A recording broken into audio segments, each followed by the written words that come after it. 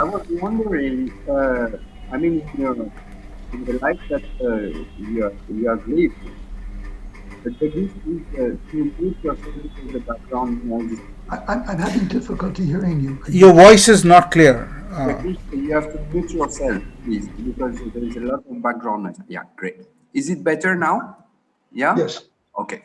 So, Peter, throughout your life, I'm sure you had the opportunity to meet some leaders from various, let's say, domains, whether it's political or organizations or even businesses.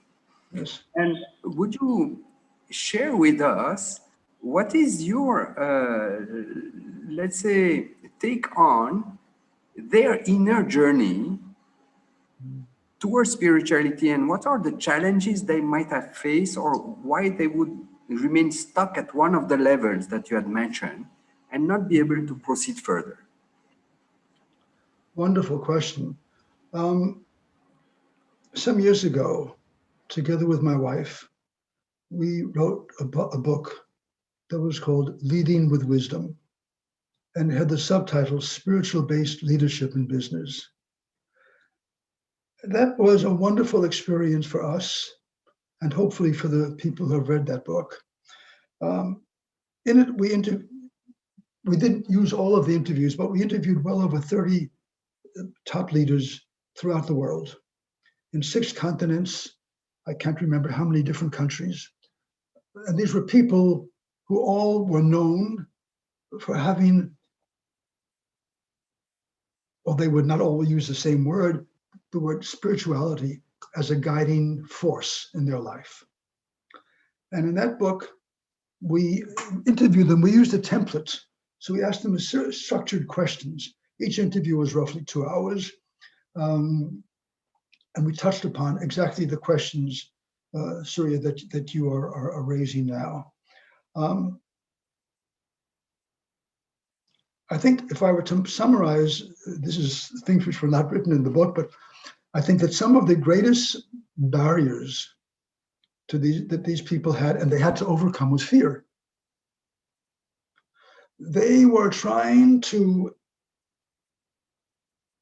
implement a perspective on success that was very different from the traditional stock market price earnings, capitalization, my bonus, my salary, whatnot.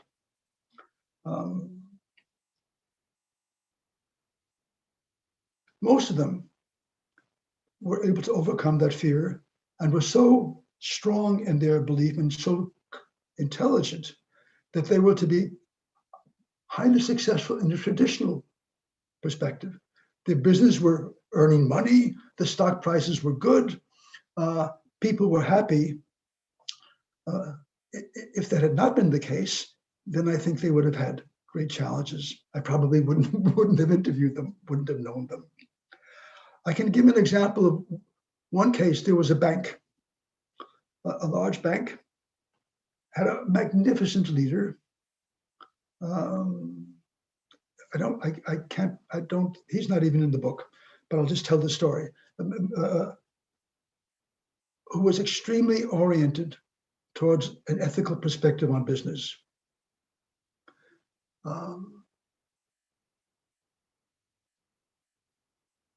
When he retired, I can't remember the details, but when he retired, a younger person took over who had the opposite.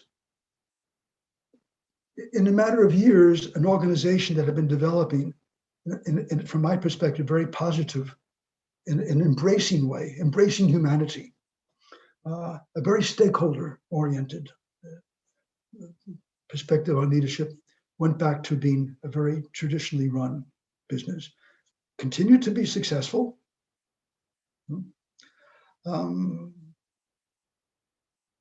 I can mention, by the way, very briefly, that when Jagdish showed those photographs at the very beginning, one of them, there were 2 photos of former President Kalam and myself.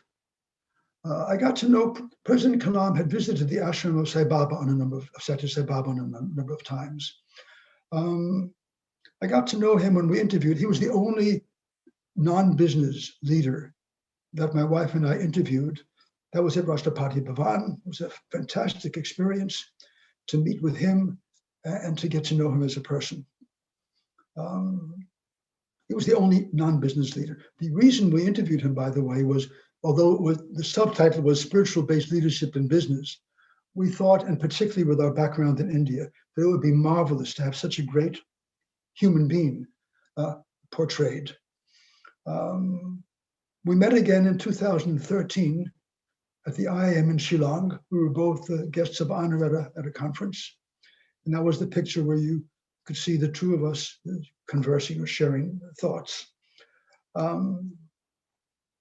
He was able to achieve huge success as a leader of the rocket program in India, a rocket scientist, right? To become probably the most highly respected and loved president of India, right? And a Muslim, right? At the same time, being a highly spiritual person. So a great deal of this has to do also with the person. I mean, Kalam was a magnificent person. I highly value the conversations I've had with him. A wise person, a loving person. So a lot of this has to do also with the characteristics of the leader.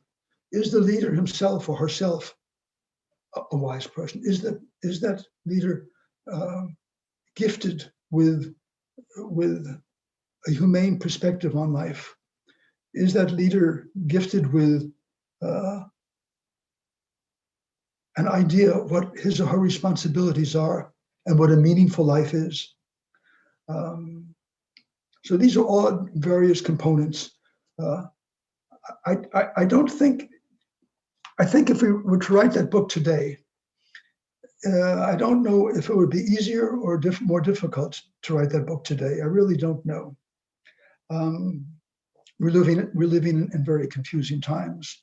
For me, it was a fantastic step forward to be able to document something that I was feeling deep in my heart, that in fact, this was being implemented in practice by leaders throughout the world.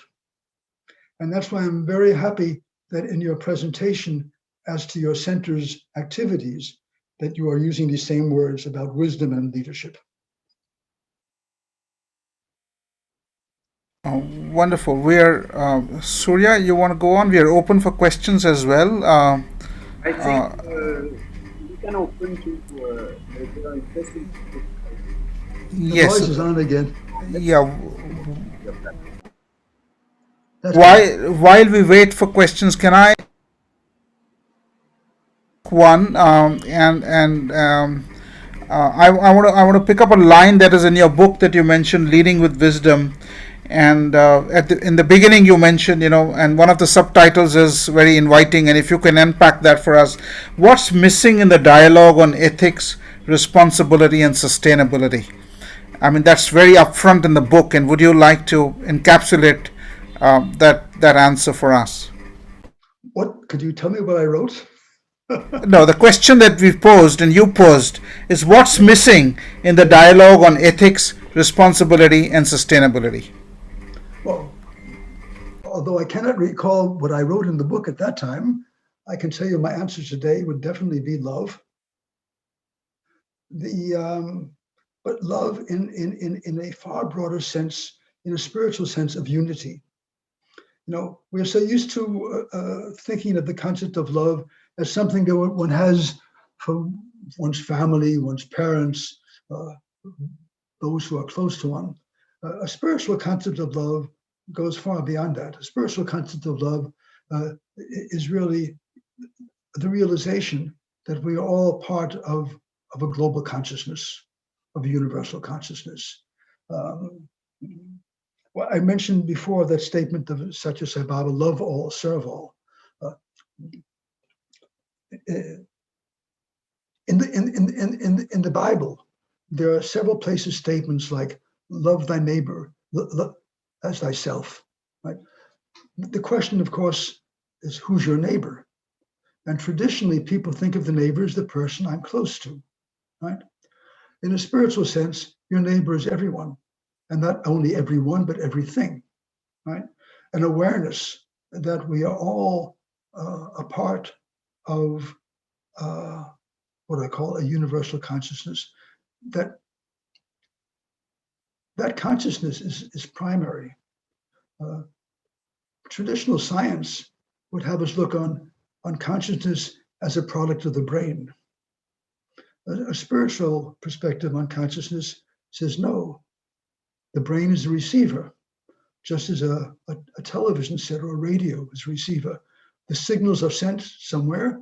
The receiver, if the receiver fails, as it does when the body dies, the sender is still sending, and the signal is still there.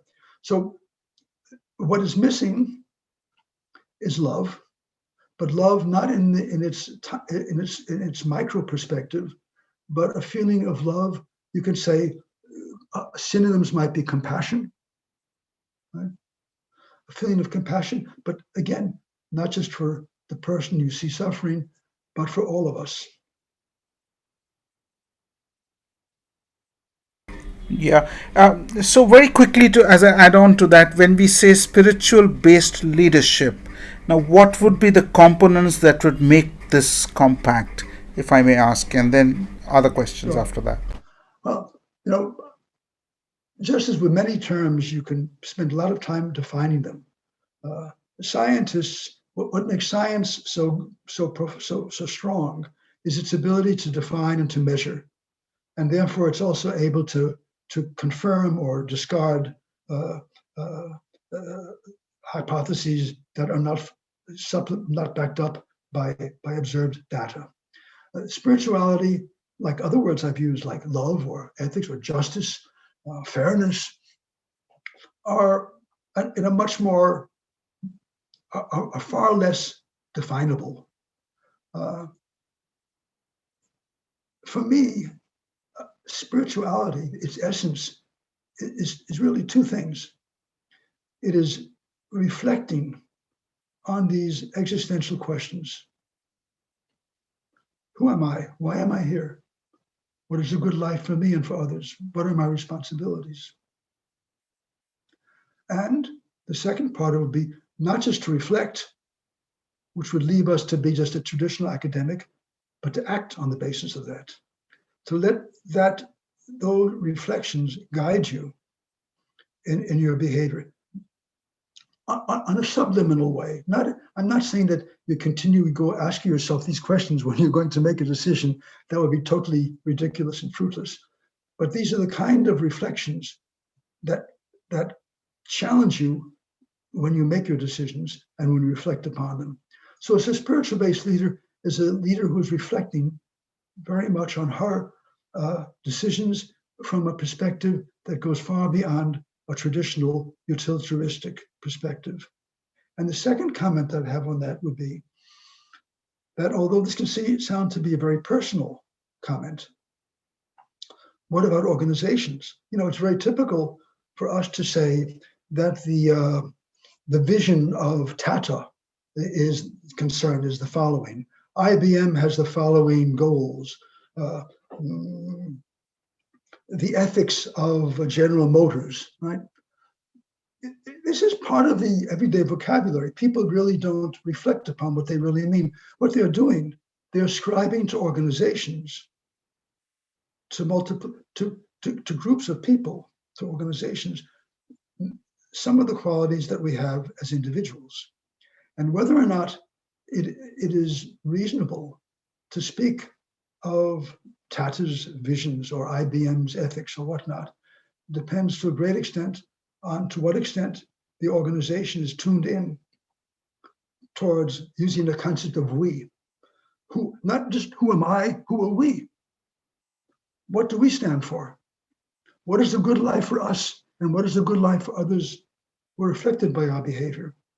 Organizations that have leadership that reflects upon such questions and attempts, directly or indirectly,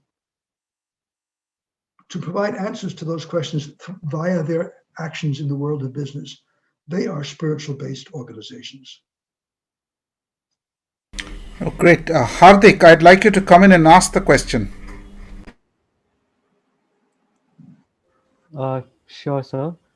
So, thank you for the session. I just want to understand when the objectives of our work and the organizations we want to work for are so narrowly defined. So, in those circumstances, how do we bring in spirituality in our conduct or in the overall objective of the organization? Could you repeat the question? I want to reflect on it. Please repeat it. So, while our day-to-day tasks have been defined in an organization, how do we bring in the aspect of spirituality in leadership as per se? Well, of course, this depends upon where you are in the organization and who you are. If you are a person cleaning the floor in that organization, probably due to your upbringing, your context, your lack of schooling, whatever, you probably are not stimulated to reflect upon those matters. Your main concern is getting a living, providing food and shelter for your family. If you're a young person in an engineer or maybe a young manager or whatnot, your ability to demonstrate your spiritual convictions, if you have them, is limited, probably to a great extent by the people around you, right? Who may not. I mean, let's be realistic. Most people in the business world today are interested in getting ahead, right? They're interested in getting a good income, having a title, getting the different benefits, a house, a car, or whatever. And a young person, unless he or she is brilliant and extremely talented, would face huge challenges if that person was to demand that others accepted his or her spiritual view. He or she might have to find another job. Right? On the other hand, it can be a fantastic guiding light for you or for a young person as to what not to do, right? In your relationship to those around you, to be open. I used the concept of love before. I'm using the word love here, not in the Hollywood Bollywood sense of the word, but in that this unity perspective. I think all of us have the opportunity to guide ourselves in a business environment without expecting or telling others that what they're doing is wrong or not good, right? I think it's really a challenge how to balance yourself, right? I have faced that challenge all my life when I look back upon it. Almost every time in my life, I found myself doing things differently than other people I was working with. And it continues to this day today.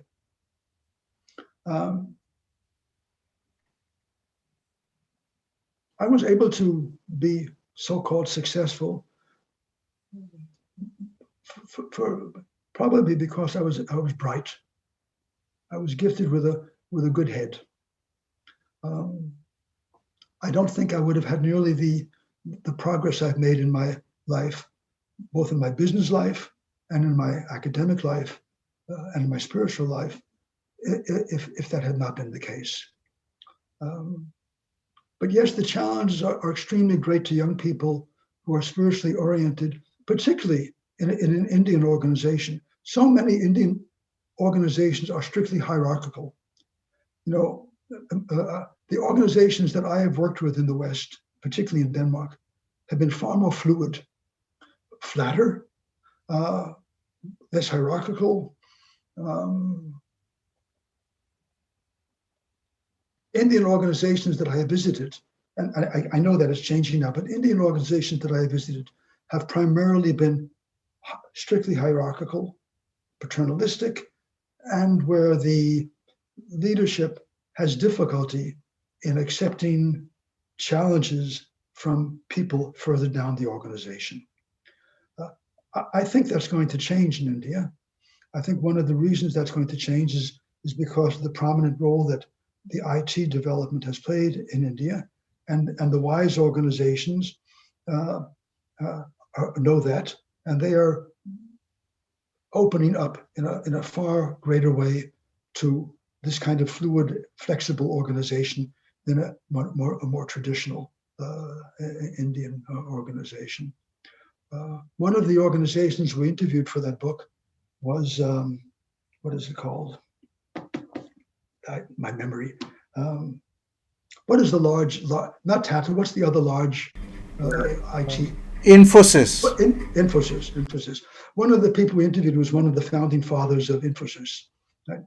And it was clear from that discussion that Infosys was developing in a very different way than more traditional Indian companies. So I think you're going to see in the next generation a development towards far more flexible organizations, and these will stimulate, or in any case permit, young people to evidence their spirituality in a far more acceptable way than is done in a traditional hierarchical organization. So we have a comment coming in from Henk van der Poel. Would you like to speak up, or would you like to? Or should I just, yes. You're mute, yes. Yes, I am a theosophist, and my view is that science, religion, and philosophy are three facets of the diamond of truth. So they are together. They give a bigger view of everything, and it all starts, I think, with we thinking, not I thinking, but we. And with we is, I mean, everything there is. Okay, that's it. Yes, I agree totally. But a comment to that is the following: that one of the great challenges we face is that each of these three perspectives on reality tends to have a monopolistic view of that reality. Science evaluates its own production. You have reviewers on journals, right? They review, they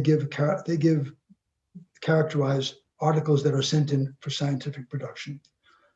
Most scientists have an extremely limited view of spirituality. I'm using the word spirituality instead of religion. There are many interfaces, of course.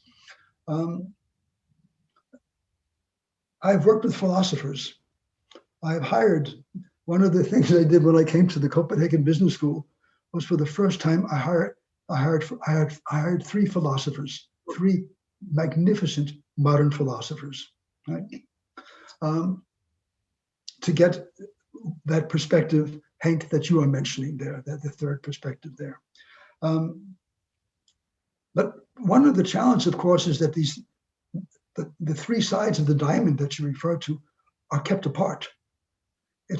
There are great religious people who have a scientific or philosophical mind. There are great religious leaders who have a scientific mind, and the same applies to.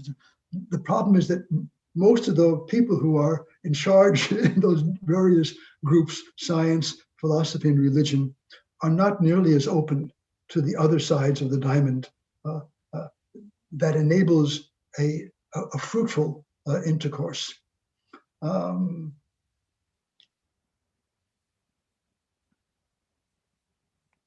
One of the photos that you showed, Jagdish, you showed me together with the Dalai Lama. We had a very long discussion with him on his spiritual practice. The Dalai Lama has, in my view, one of the reasons that he has achieved such fame and such appreciation is that he's open to science, he's open to philosophy. Right?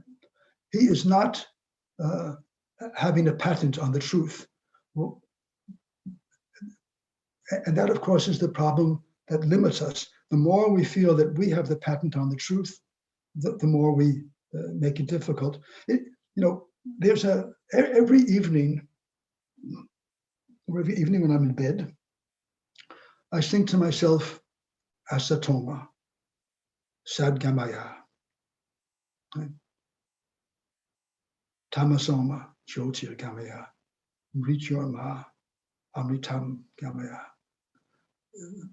This is the first words of this ancient poem, let us call it that, in Sanskrit, can be understood in several ways. The first line could be seen, Asatoma, lead me from untruth to truth. That's a direct literal translation. Another translation could be, lead me from unreality to the real. Right? Your juxtaposition here of these two concepts, truth and reality. A scientific approach to truth is something that can be determined by measurement, by experimentation. Right?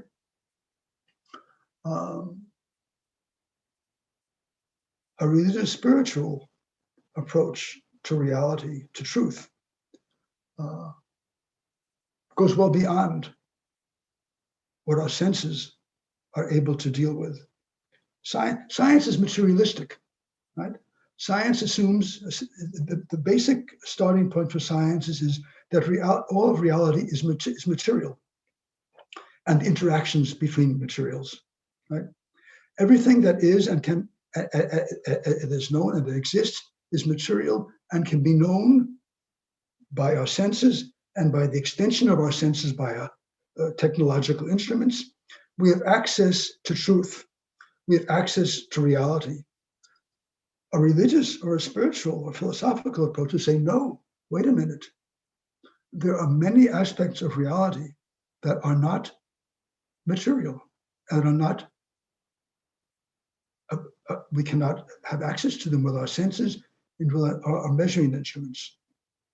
For example, something that every one of us has, and that is a conscious awareness. All of us are consciously aware. No science has been able to answer some very fundamental questions. Why and how do we have consciousness? Why and how? Why aren't we just measuring machines? Why do we have experience? Right? A question science approaches using its own tools, says, well, we'll make measurement of the brain. We'll take scans and see the way the blood flows through various parts of the brain when it is subject to various stimulations. Right? It has nothing to do with the concept of your and my conscious awareness. It has nothing to do with love. Right? I'm not speaking about sexual attraction. Right? It has nothing to do with the love of a parent for its children. Love that we have, compassion we have, is something that goes beyond this, and that science does not look at, cannot look at. The problem, of course, as I see it, is that scientists tend not to accept this or to ignore it. You know, don't make a wave. These are too difficult. Maybe sometime in the future we'll develop scanning techniques that will be so huge and computers that are so great that we'll be able to answer those questions. So don't bother us with them now. On the other hand, there are few people, few philosophers or few religious leaders who really have a scientific background. So one of the problems we have there with these three facets of the diamond is that it is difficult for those people to communicate. And bringing this down to a very personal level, when I look back at my one short life as it is now, one of the things that, and my reflection has showed me, is that I somehow have been trying to deal with those three facets of the diamond that you mentioned. I started out looking very much at the scientific, went very much into the philosophical, and ended up in an overarching perspective, which I consider to be spirituality. But I meet very few people, very few scientists, very few philosophers, and so on, who, because usually the success path for people is to really specialize.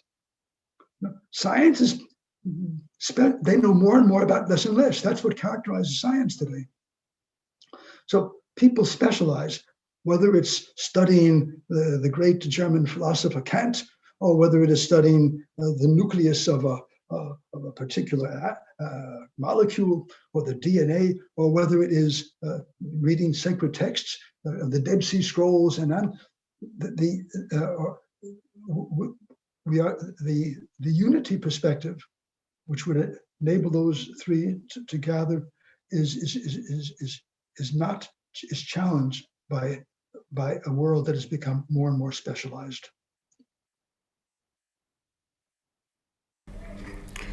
So, Peter, can I? So let me quickly point to Professor Anant Talaudekar, who co-teaches with me, is from the corporate world, and I must mention he's one. He and I teach together. He does bring love into the classroom quite openly and quite boldly. Professor Anant, any quick remarks, and then we'll take this forward.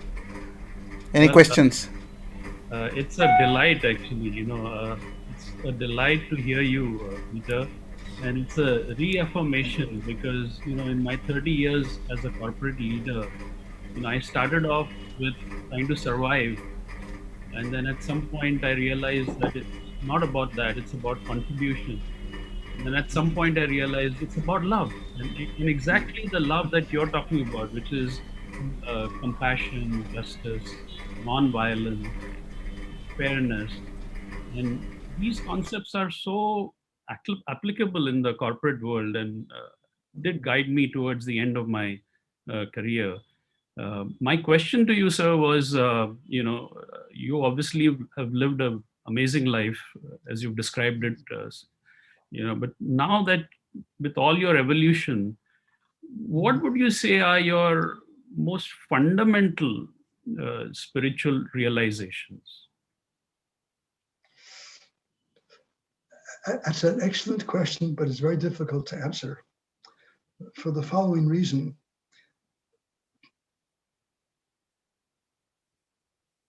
I have had some experiences in the later years of my life which defy explanation and which no vocabulary is able to describe.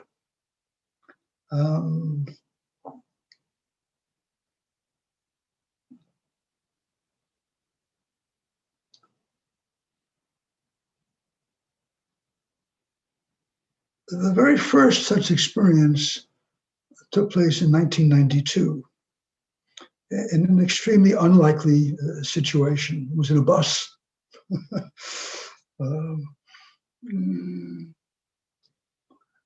I'm so thankful. In the 1990s, I had a number of mystical experiences. Extremely pleasant, extremely stimulating, very difficult to explain or to characterize.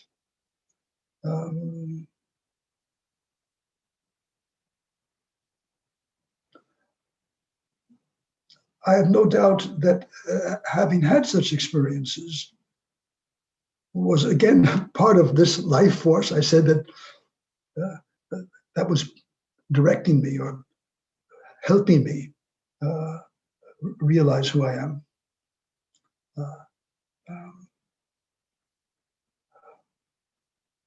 I'm sorry I can't answer your question better. I really am unable to, it's so hypothetical to say, would I be saying the same things if I hadn't had those experiences? It's impossible to answer such a hypothetical question. I know that for me, they were motivating factors, right? My wife has not had such experiences, but she is as strongly motivated as I am.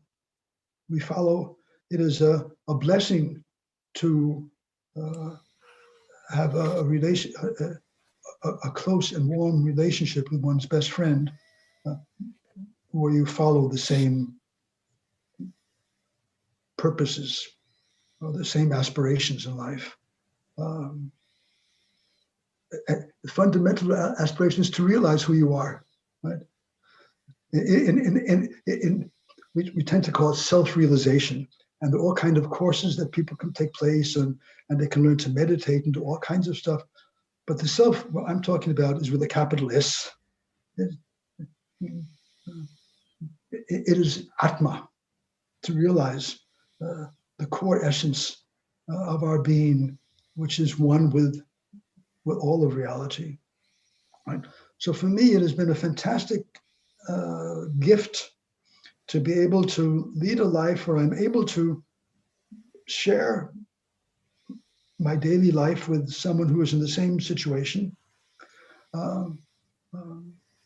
It's extremely fortunate. That's all I can say. I hope my answer is not too confusing. I'm sorry. Jagdish. Very clear, very clear. Thank you. Yes, Professor Laszlo. Yeah, I would like to go back to the question of Hardik, because in a business school setting or in more general business setting, that's a very fundamental. So we should answer to that kind of questions, and so I have several answers and suggestions, and one thing is that I think we should be realistic, and we know very well that there are big mainstream organizations within which there is no room or just a very few possibility to change things in the terms of ethics, spirituality, all this kind of thing. And as Professor Pruzan rightly emphasized, that if you are not in a top position in such an organization, the chances are minimal or zero. So this is reality. But it doesn't mean that a young person, or Hardik, or all students, or we should give up to realization of the spirit, or realization ethics, self-realization, these kind of things. And this comes to creativity. So I suggest to, or I want to mention that there are many different strategies what a person can follow in this path. One of a very good friend of mine, who is a leader of a big bank in Europe, said that within the bank he cannot do too much, but outside the bank, using his business skills, contact, knowledge, everything, he was able to develop fantastic, ethically, spiritually oriented social projects. So this is just one thing. Maybe you cannot change your organization right now, but you can initiate things outside. And if you are lucky, and this was the case of this banker friend, if you are lucky, from outside with social projects, you can make influence on your organization. This is just one thing, but I know hundreds of different strategies how to follow your path. So the real creativity is to find your own way. Absolutely. I think Gandhi would suggest this for you. You should find your own way within a big business, outside a big business, within a small business, outside, in combination or whatever. But this is also your not duty, but your challenge to find your own way, your strategy, and this is how creativity starts. Could I add on to what I agree totally, Laszlo? Let me add on to what you're saying. I think that as a young person, you really don't know yourself. Very, very few people really know who they are, right? I mean, deep down, right? It took me a minimum of 50 or 60 years to have any kind of a firm foundation in myself. I think as a young person, I agree totally with Laszlo. Don't try to change the world before you change yourself, right? This is a, I think this is a fundamental, a modest approach to implementing this in an organization. Yeah, wonderful. Thank you, Laszlo. Thank you, Peter. I want to point to Dr. Sesha Iyer, who was with us. He was until recently the director of our institute, himself a professor in areas of spirituality and ethics. Dr. Iyer, would you like to make a comment, ask a question? No, I will ask a question only, a clarification. See, in our belief, whatever karmas we do, if we are doing good deeds and all, and then all this will come inside as our sattva, raja, tamo, guna. And when we take a rebirth, a person is not to one extent already programmed, whether he is an angry man, jealous man, or a person loving man. So whatever you said is very apt, that is compassionate, a sense of service, an understanding of the interconnectivity, seeing the same Atma within us and outside, they are all relevant. But the question I have got is, which I am seeing finding out the answer is, are we programmed already? Or is it possible by some meditation, some effort, we can change from jealousy to compassion, from anger to more loving? So what is the way we change our attitude in such a way we become less self-centered and more helping nature? How we can change it? This is a very, very difficult question, because certainly I think that my view of karma is not determinism. It is not that I unknowingly am pre-programmed, that everything that I'm doing, including raising my fingers now, is somehow decided in advance. Certainly not. This would go totally against any self-concept that I have, right? So for me, it is somehow a mystical combination of my own evolution as a person and the gifts that I've received through my birth. Some of those gifts are in the form of genetic predisposition, right? They're in terms of the chromosomes I've gotten shared between my mother and my father. They are affecting my physical form. They're affecting a great deal about me. There's also my social upbringing? Was I the recipient of love, or did I have an alcoholic, angry father who would beat me and my mother? Which you could also say could be a product of karma, but at the direct realization level, I mean, here I am born with the body and mind that I have surroundings that are affecting me in terms of my social inheritance, shall we say, my parents, my schooling, whatever's, and I have my own behavior. The extreme of this is that there was an American singer called Frank Sinatra. One of the songs that he made was sold in millions of copies. He sang, "I did it my way. I did it my way." The total denial of any other external influence is only up to the person. That is the message from such a song, right?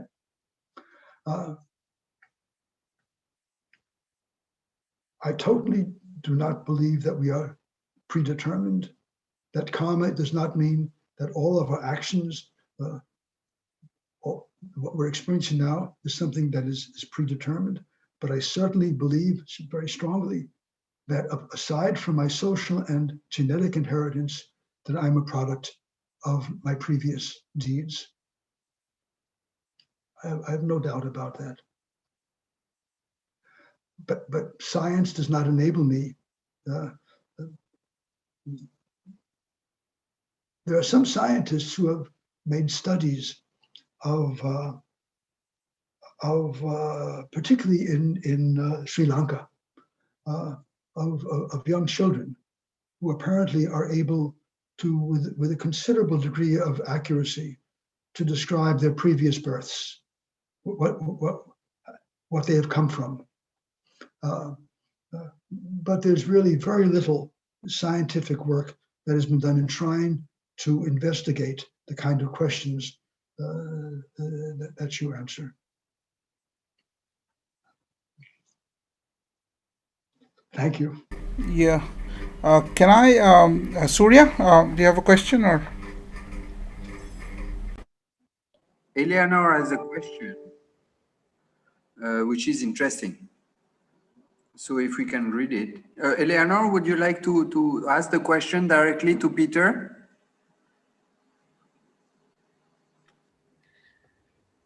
Can you hear me? Yes. Yes. Hello, Eleanor. Hi. Hello. I enjoyed and was uplifted by your talk, Peter. But amidst all this uplifting, I have a question about your concept, love. Because how do you reconcile evil deeds done in the world and in business indeed? You know, from petty evil deeds like people going around committing fraud, you know, taking advantage of this whole COVID situation, to people committing really violent deeds, crimes against humanity. So I'm trying to reconcile that with your concept of love. Thank you. Two comments immediately. I mentioned earlier when I told about my own personal background that one of the things that certainly affected my thinking as a youngster was the realization that I would have been murdered, right?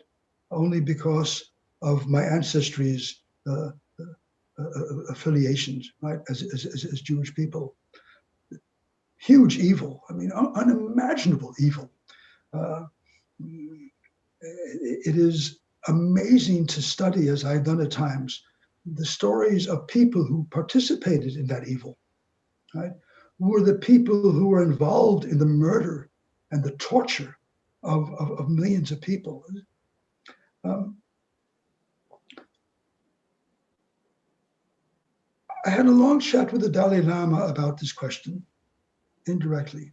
We asked him about the Chinese who had taken over Tibet and led to his having to flee Tibet and now to live in the safety of northern India in a town called Dharamsala. His reaction was amazing to me. He said, I feel so sorry for them. I feel great compassion for those Chinese people because they, in future lives, right, will receive the fruits of their present actions, right? His reaction was, I would call, the ultimate compassion. Instead of seeking their downfall or talking about them with hateful terms or chastising them for their brutality, he felt sorry for them, for what is going to happen to them as a result of their deeds. That for me was an amazing response. The whole question in any religion, I think, it's a fundamental question. How can there be evil if there's a God that is somehow said to be omniscient, omnipotent, omnipresent, that is the source of love? And I am totally unable to answer that question. My concept of God is not one of a religious God. It is not one to be found in a Bible or a Quran or the closest I can find that comes probably from the Bhagavad Gita. The idea of for lack of a better concept, a universal consciousness, which is the source of everything. It is the source of love and truth. It is also the source of what we perceive as evil earlier reference was made to an article I wrote on the concept of beauty, and beauty has its opposite in what we call ugliness, right? We may think that something is beautiful. We may also think that some things are extremely disturbing and ugly. Some we would perhaps say, oh, this food tastes wonderful. Other food might taste horrible, right? We are confronted all the time with these dualities. There are that our ability to describe phenomena or reality takes place in a world of dual perspectives. Right? Our perspective on what is warm is equally connected with a perspective on what is cold. I am unable to come with any further comments on that. I think for us it is a more or less unanswerable question. Why is there evil? Right? That is the fundamental question. Why, if we have if we consider the source of existence to be loving, why do we have evil? It's a huge philosophical question as well as religious question. I ask the same question as you do, Eleanor. Well, thank you very much for your way of looking at it, offering some perspectives indeed on how we might look at it. And I loved the example of the Dalai Lama. Mm-hmm. Surya has a related question, and then we'll go to Professor Manas Chatterjee after that. Yeah. Not directly related to the Eleanor question, but still. Peter, imagine I am a CEO of an organization and I have some spiritual, let's say, kind of inclination, and I am working on myself and I'm asking this question you were speaking about. And I would like my organization also to grow in that direction. So what you do tell me, and what would be the content and something that I can do for my people, for my organization? I think the very basic, most fundamental thing you can do is to be a good leader. And when I use the word good, I mean it in several ways. I mean, not just in the fact that you're successful. I mean, being a person of integrity, okay? That what your words and your deeds, your actions are in harmony, completely in harmony. I think the most and this applies not just to leaders in traditional, it applies to us as teachers, right? It goes back to the question that English professor asked me, do you love your students? I think to be a good teacher is not just to be a source of knowledge, to help people pass their exams. I think in some ways it's to be a role model. And the good leader, whether it's a leader teacher or a leader business person, is a role model. And a sincere person with integrity, right? That if that person is able to combine that with the skills that is necessary to lead an organization, right? The knowledge of markets and the knowledge of products and the knowledge of the technology, all the traditional skills.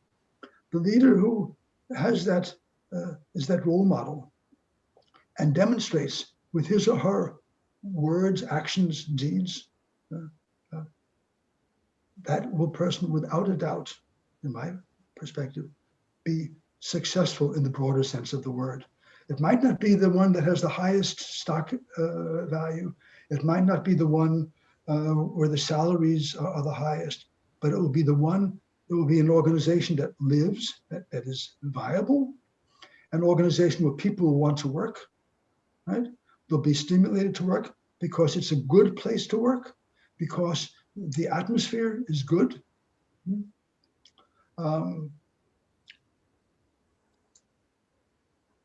That's what I can say. Okay, great. Professor Manas has a question, and then I'll go to a comment, very exciting comment by Neil Hofstra. Manas, Professor Manas Chatterjee. My name is Manas Chatterjee. I'm in the faculty at New York University, and I am very much, I have the background of what you have, Peter. I'm a mathematical statistician, but I taught all courses in management in the Wharton School. I was a student of Russell Akoff, You were? When was that? A long time ago. I don't Sure. The student there, I also taught there for many years. And the thing is that what Laszlo said before, do you think the way we are teaching our students in the business school, I know the situation in business schools in the United States and India and also in Europe, do you think is that the way to teach about different subjects in marketing, finance, and that type of thing, which is really devoid of any reference to, ethics, any reference to love and, that or spirituality or like that. This is the thing, because this is really controlled by the market and by public policy, see? And and same thing about the leadership. You talked about very much, my friend, late, Barney Bass, he introduced the concept of transformational leadership, like Gandhi, Martin Luther King, Nelson Mandela, and that type of thing. What I'm saying, I'm a little bit, discouraged to see that the programs we teach in business schools, in Indian school, in European school, in the American school, are very much devoid of the whole idea of what you are saying about spirituality and love and rectitude and that type of thing. So what is the future? I mean, do you think, I know that if I teach a course in ethics, I have 10 students. But if there is a course in accounting, there are 100 students. You see, the market, the question of public policy. For example, the very important thing in Princeton, we had a meeting, and those people there, they're talking about humanities and spirituality. They're thinking about the public policy, question of relationship of business, action of business in the face of the racial tension in the United States, not only in India, also only there, but also in India. You talked about Indian leadership and business You mentioned that is something different. I don't know about that. I think it's the same way as what we copy from the developed country like United States and other countries. That is what is the future, see. Well, two comments on this. First of all, starting out with the very last statement, there is a lot of copying going on. The challenge to Indian organizations in general, and particularly, of course, to educational institutions, is not to simply copy what they see as the main source of information coming from the United States. But I think the question you ask is extremely good, and my answer is going probably to disturb you. My answer is that you're not going to achieve any high degree of transformation by just changing the courses, right? I think that what the whole world is facing is the challenge at a very early start, not at the university level, already when children are going to primary school. That is where to develop the basis, to develop a mindset amongst children that makes them interested in these more fundamental approaches to life, right? That's a very, very good point. And they had school, in the school teaching about peace and conflict and cooperation. They should do that in the elementary school. This is necessary if we're really going to have a lasting effect when you get up to the higher educational level. Otherwise, courses in ethics will be considered as a tool. Business are so used to using tools, right? Tools, you do this, you have this accounting you measure, you have the computers, you have all these tools. Ethics becomes a tool, right? If we are to transcend that limited perspective of tools, of instruments, right? Then it requires a change in what I use the word, the mindset of the people who are teaching and the people who are studying. This was the last question I was talking about, being a role model. Unless a teacher of ethics is really a role model in ethics, right? That course is not going to have any profound effect on the students. Without mentioning any names, I can think of several people I know or have known, they're now no longer with us, who are fantastic in their ability to talk about spirituality. I'm thinking of two particular people I met right now. They were amazing, far better than I could ever aspire to be. They had one problem. They did not live up to it. It was strong belief that they were talking about, but their own behavior was affected by their ego. The ego, and this is the primary, this goes back also to Eleanor's question about good and evil. The fantastic challenge we all have is in the form of this three-letter word, ego, right? That is the main obstacle for all of us in our ability to become in contact with who we really are. I have no doubt that all of us are the source of divine love. I have no doubt about that. But that is love, that divine love is, shall we say, hidden. It is in a container. It's in this container in the form of this human body with all its frailties. It is our ego that prevents us from transcending the barriers of our senses, of our ambitions, of the potential evil that we somehow may have been experienced to or that follows us. I am deeply concerned.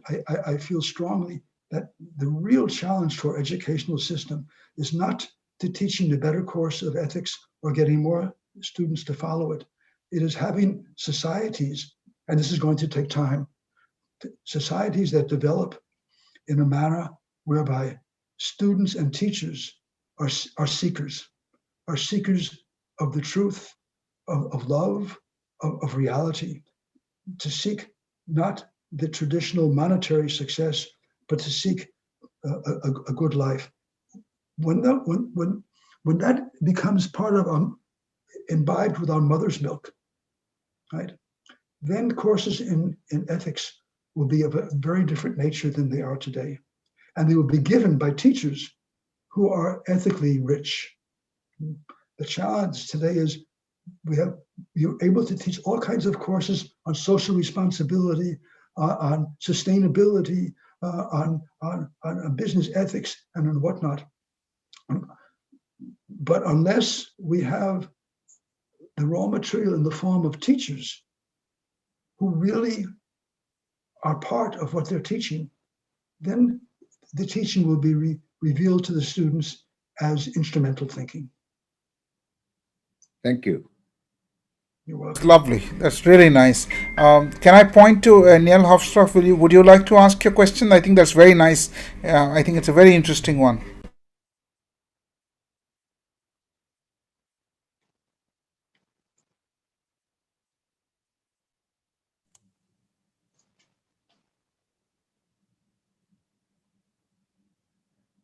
I think you're still mute. Can I read out the question, which is, Peter, so good to see you again. Short question.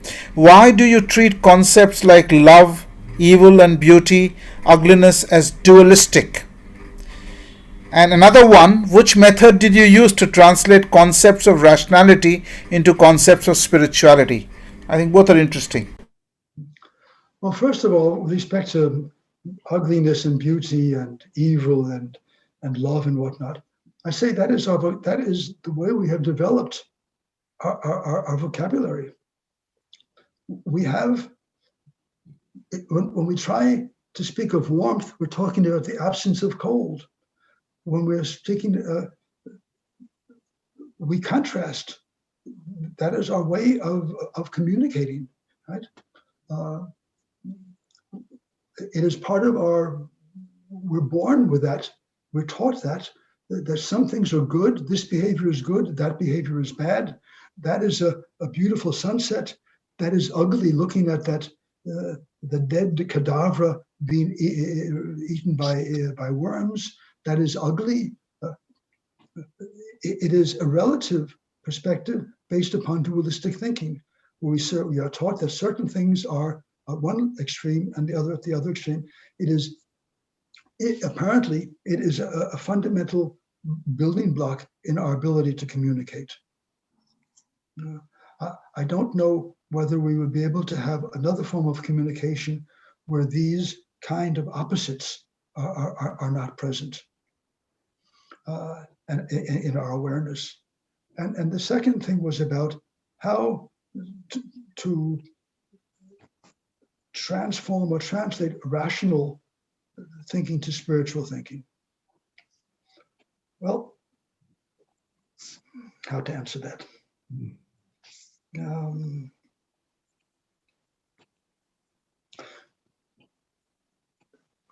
Our everyday concept of rationality has something to do with means and ends. If you do this, it will result in that. If you do this, it will result in that.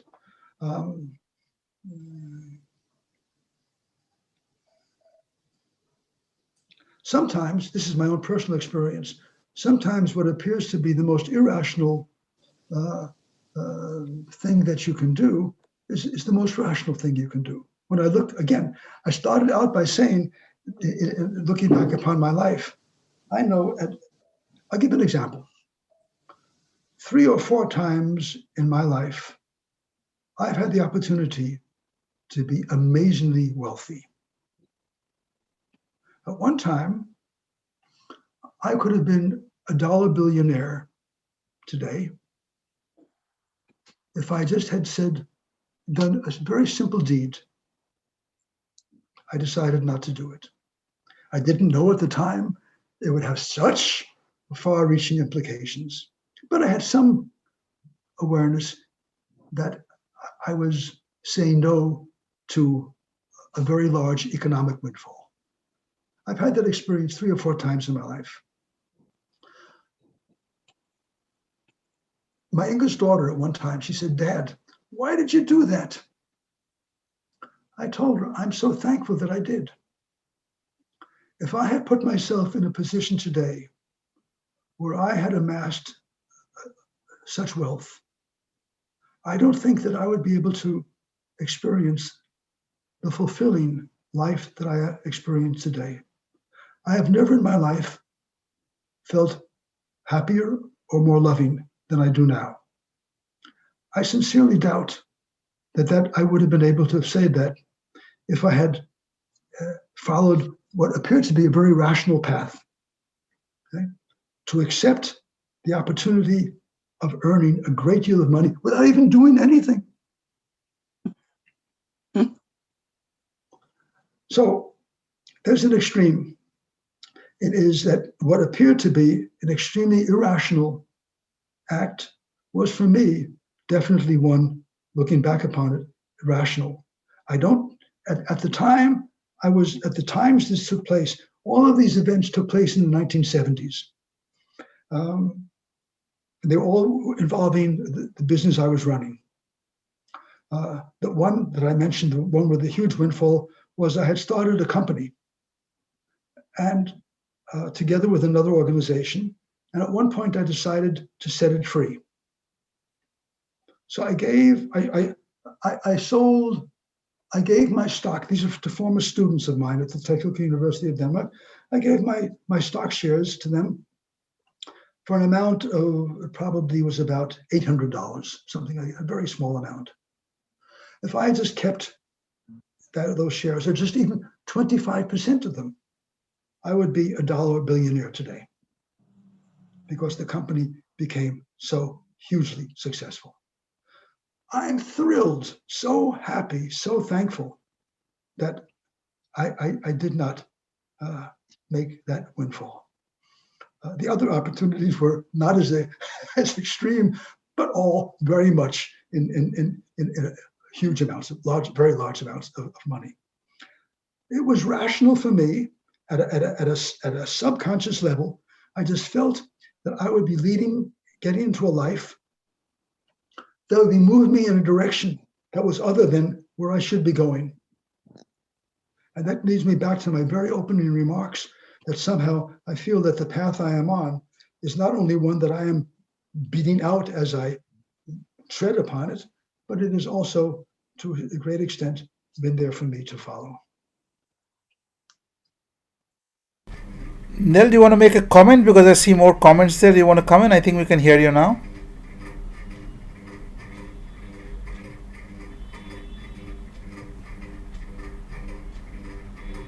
Can't hear you.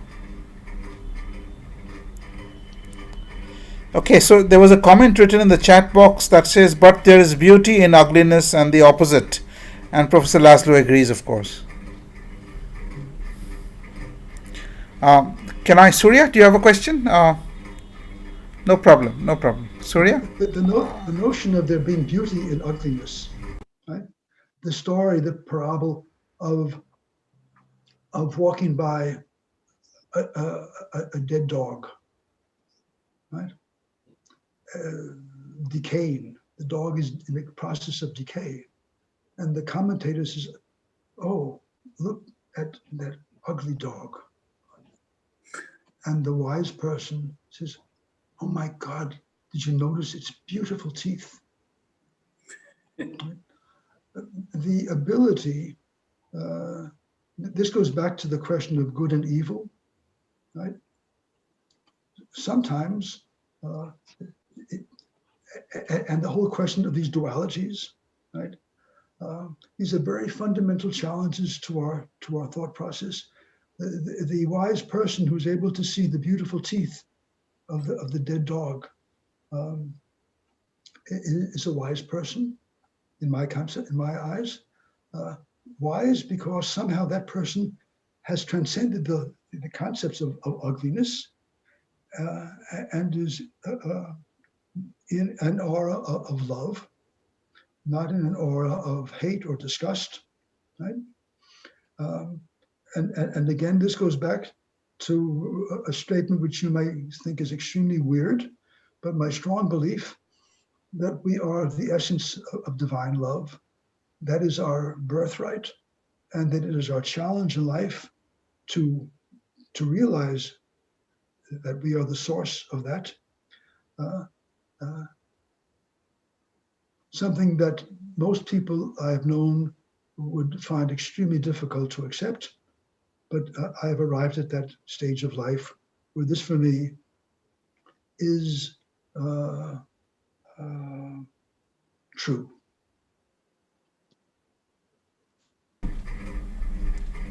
Surya, I think we are winding down, so I'll let you ask, and then I'll ask one, and we could hand over to Laszlo for a closing. I think we are approaching the time. I mean, I wish we could continue, but with Peter, it's just amazing conversation here. I don't have any particular question. Maybe Laszlo can conclude, and we can Can I ask a quick one before we go hand over to Laszlo, and this is to you, Peter. So we have had this. You would have heard of Kabir, the 15th century poet, saint, mystic, and he has this lovely couplet which says, "Pothi pad pad jagmua pandit bhaya na koi, dhai aakhar prem ke pade so pandit hoy," which is all the books that you read will teach you nothing. You need to speak and understand 2 words of love, and all the knowledge will flow into you.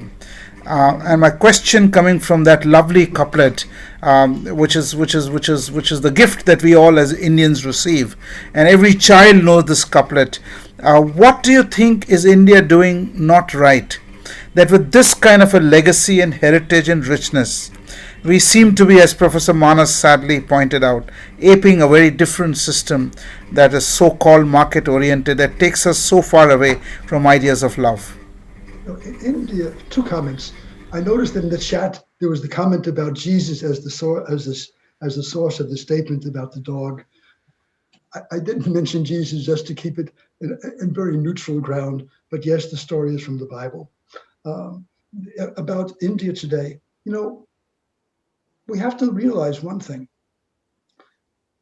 India is such a young country. It's very young. India is extremely complex. India was raped by the British. India was left with a few good things and many sad things. Indian educational system, the caste system, the British used Indians in so many ways.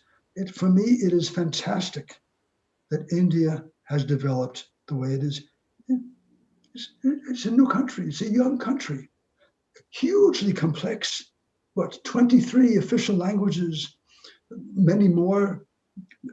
A caste system that is illegal, but that still dominates many parts of society. An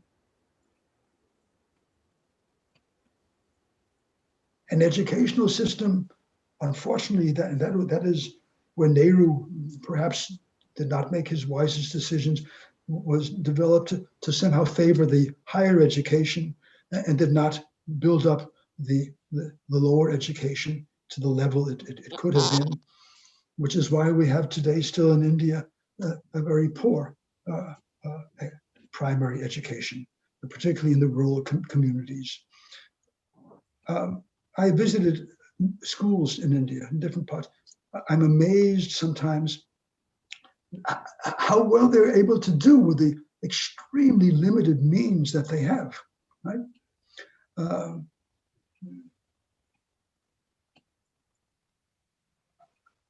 So I don't have that. This goes back to Eleanor Higgins' question about, or one of the earlier questions, excuse me, about the school system, and these changes are going to take time, right? I mean, India is such a young country, so complex, so heterogeneous, right? That the very fact that India is able to exist as it does, as a vibrant democracy, characterized, yes, by corruption at different places and whatnot. I can tell you that in the years that I've been visiting India regularly, and that goes back to 1989. Right? This is the first year in 17 years now. I have not been in India at this time of year. I'm almost always teaching at this time of the year a semester course for PhD students. For me, the changes I've seen since I first came to India, not the first time, but becoming regularly since 1989, the changes are amazing. Right? So yes, there are many problems. Yes, there is an inheritance of corruption, of caste differences and whatnot. I am so thrilled by the progress I see in India. Just this morning, I read in the New York Times on the internet that now, according to statistical analysis, it looks like New Delhi may soon be approaching flock immunity. According to the statistics now, more than 50% of the population of New Delhi has antibodies, virus antibodies in their blood.